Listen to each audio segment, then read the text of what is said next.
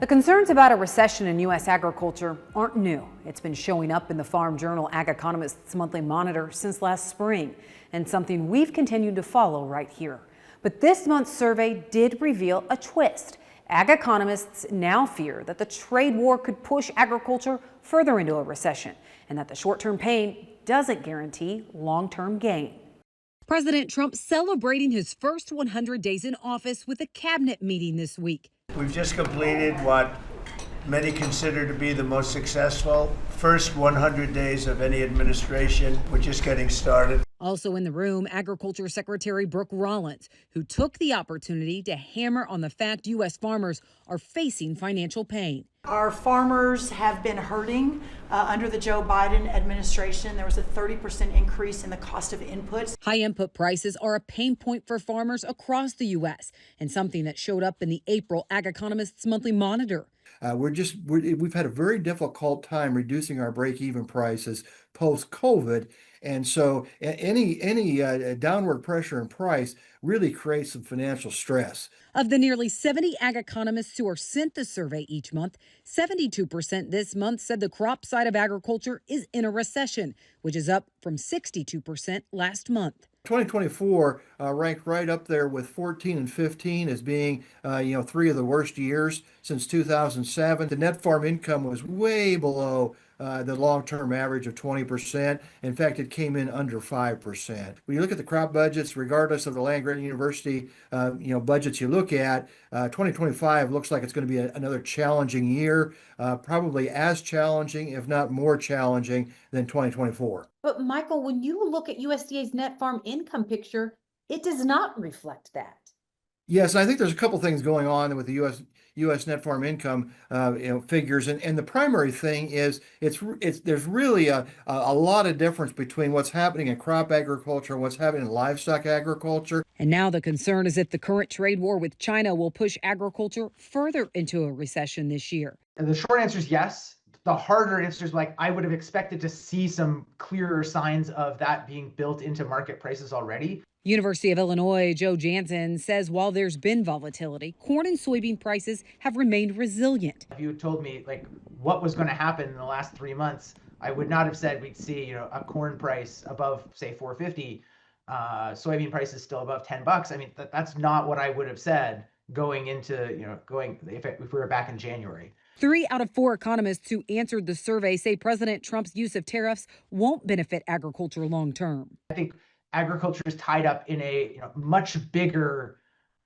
conflict about the terms of global trade that goes well beyond sort of what we would want in terms of agricultural exports. I think that we're just a small piece in a much bigger puzzle. For hundreds of years, economists have talked about comparative advantage, and I think we have a comparative advantage. And when we set tariffs out there and encourage other countries to come in and undercut us, it's a negative for U.S. agriculture. We know President Trump is using tariffs as a negotiating tool. He has said that. Are tariffs, do you think, in your mind as an economist, are tariffs a good negotiating tool? They can be, but you have to use them, I think, judiciously, not in a more temperamental fashion where it turns into essentially a de facto embargo with China. But when economists were asked if the U.S. can reduce its reliance on China, 83% said yes, and 88% think China can survive without imports from the U.S. But some argue U.S. agriculture has grown too reliant on exports overall. We're too reliant if we're going to try and shift to a world where, it's all about deglobalization. I mean, yes, we're too reliant in that sense, but I think we're reliant on exports for a reason because U.S. agriculture is productive, it's efficient, and it has a sustainable cost advantage over other places you could produce corn, soybeans, wheat, and all the other things that America exports. 61% of economists in the April survey also think the U.S. and China will revisit the Phase 1 trade deal. But economists caution that short-term pain doesn't guarantee long-term gain. If you reduce the tariffs, that would be positive, for trade long term. But I still worry about the fact that, in the last few years, we've put tariffs on, we've taken tariffs off, we put tariffs on. It goes back to the long term reliability of the U.S. as a trade partner. Farmers, however, are much more optimistic about the situation. Langmeyer helps author the Ag Economy Barometer, a survey of nearly 400 farmers each month. Last month's survey found farmers are concerned about the trade situation long term, with more than 50% saying the trade war will have a negative impact on their farm income this year. But the majority think that USDA will compensate them for those losses. I think there's still some people that are quite a few people actually that think long term this is going to be beneficial.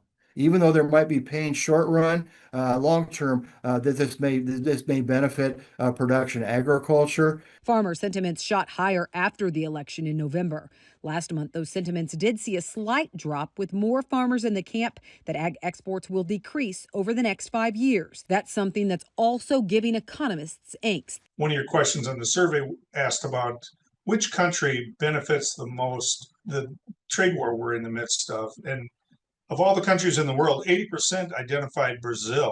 I just thought that was amazing how keenly focused there. And they do seem prepared to take advantage. Brazil is making the kinds of investments that would indicate they fully believe that they are sort of the future major exporter in global ag, particularly for grains and oilseeds. I see those investments being made in South America. I don't necessarily see the same thing here. But it's not just grains and oilseeds where Brazil could gain ground. It's also protein. I think they're going to become a bigger player in proteins. They're already a sizable exporter of pork, and I think they could be exporting other products as well. But do you think these record cattle prices can hold if we do see export demand deteriorate a bit? Combination of export demand deteriorating and the U.S. economy slowing down, unemployment here going up would be adverse, just to some degree, to the price of beef. While the world waits to see how the latest trade war plays out, the stakes are high as agriculture could gain great ground with new trade deals or lose even more exports that could prove to be a big hit to ag. I think there's a lot of uncertainty with regard to price. You could paint a situation if we get this trade situation resolved and renewable diesel becomes a bigger deal, you could paint a pretty bright picture for corn and soybeans. If the trade war becomes more entrenched and exports slip quite a bit in some of these products, you could see go the other direction. Well, our trade tensions with China starting to ease. Ag Around the World is next.